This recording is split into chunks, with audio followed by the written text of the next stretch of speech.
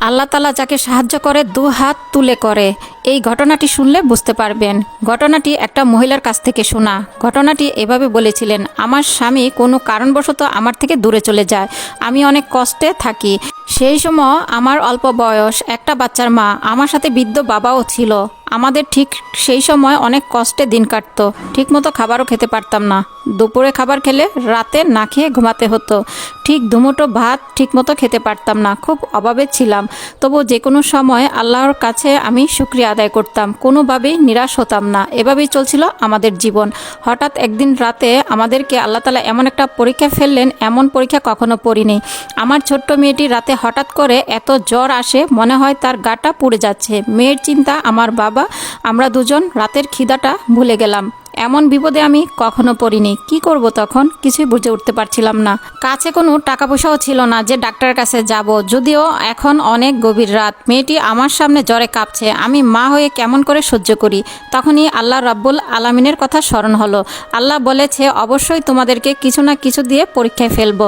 মাঝে মাঝে তোমাদের বিপদ দিয়ে, ক্ষুধার যন্ত্রণা দিয়ে, বিভিন্ন কষ্ট দিয়ে, ফসল নষ্ট দিয়ে বিভিন্ন পরীক্ষায় ফেলবো। আর যারা কষ্টের মধ্যে ধৈর্য নিষ্ঠার সঙ্গে কষ্ট করে তাদেরকে সুসংবাদ দাও। তখন আমি ভাবতে শুরু করলাম, এই বিপদের সময় একমাত্র আল্লাহ তাআলা ছাড়া আমাকে কেউ উদ্ধার করতে পারবে না।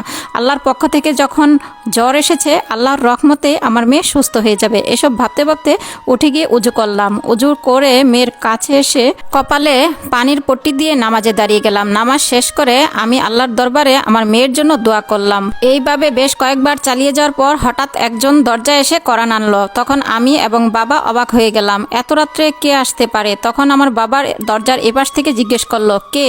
ওপাশ থেকে উত্তর আসলো, আমি ডাক্তার। তখন আমি আর আমার বাবা দুজনেই অনেক অবাক হয়ে গেলাম। ভাবলাম, এত রাতে কে ডাক্তারকে ডাকলো? বাবা তখন দরজাটা খুলে দিলেন। ডাক্তার ভিতরে প্রবেশ করে ঢুকলেন আর জিজ্ঞেস করলেন, রুগী কোথায়? আমি বাচ্চাকে দেখিয়ে দিলাম।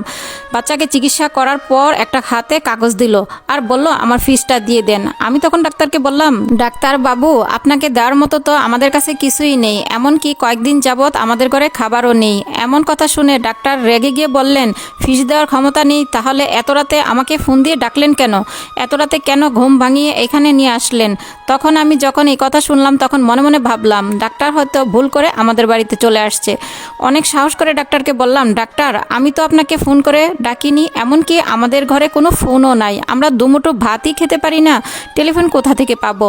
আমাদের একবেলা খাবার জুটলে আরেক বেলা না খেয়ে থাকতে হয়। টাকার অভাবে মেয়েটির কষ্ট দেখতে হচ্ছে। আর আপনি কি করে ভাবলেন আমাদের ঘরে টেলিফোন থাকবে? আমার মুখে এমন কথা শুনে ডাক্তার বললেন, এটা কি অমুকের বাড়ি না? আমি বললাম, না, অমুকের বাড়ি তো আমার বাড়ির পেছনে। আপনি মনে হয় ভুল করে চলে আসছেন। এই কথা শুনে ডাক্তারবাবু একটু চুপ করে ঘর থেকে বের হয়ে গেলেন। কিছুক্ষণ পর সেই ডাক্তার আবার আমার ঘরে আসলেন। ডাক্তারের চোখ দিয়ে পানি পড়তেছে। ডাক্তারবাবু তখন আমাকে বললেন, আল্লাহর কসম, আপনার ঘর থেকে ততক্ষণ পর্যন্ত যাব না যতক্ষণ পর্যন্ত আপনি আপনার কাহিনীটা না বলছেন। আমি ডাক্তারকে পুরো ঘটনাটা বললাম, যেভাবে আমি আমার মেয়ের পানিপটি রাখার পর আল্লাহর দরবারে দোয়া করেছিলাম, সাহায্য চেয়েছিলাম, সেই সমস্ত ঘটনাটি ডাক্তারকে বললাম। ডাক্তার পুরো ঘটনা শুনে ঘর থেকে বেরিয়ে গেল। সে কিছুক্ষণ পর আবার আসলো আমাদের জন্য রাতের খাবার আর আমার মেয়ের জন্য ওষুধ নিয়ে। সেগুলো হাতে দিয়ে বলল, এগুলো আপনাদের জন্য, এই ওষুধটি আপনার মেয়ের জন্য।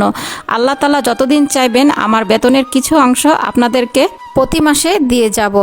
ডাক্তারের আর বুঝতে বাকি রইল না, এত কষ্টের মাঝেও মহিলাটি ধৈর্যহারা হয়নি। আল্লাহ তাআলার উপর বিশ্বাস রেখে আল্লাহর কাছে সাহায্য চেয়েছে। আল্লাহ তাআলা খুশি হয়ে আমাকে পাঠিয়েছে। আল্লাহর হয়তো এটাই ইচ্ছা ছিল। আমাদের জীবনে দুঃখ, কষ্ট, বিভিন্ন সমস্যা আসতেই পারে। তাতে আমাদের ভেঙে পড়লে চলবে না। আমাদের উপায় হবে আল্লাহ তাআলার উপর ভরসা রেখে ধৈর্য ধারণ করা, আল্লাহ তাআলার কাছে সাহায্য চাওয়া। আল্লাহ তাআলা সবাইকে বোঝার তৌফিক দান করুক। আমিন। ভিডিওটা ভালো লাগলে বেশি বেশি শেয়ার করবেন, কমেন্টে জানাবেন কেমন হয়েছে।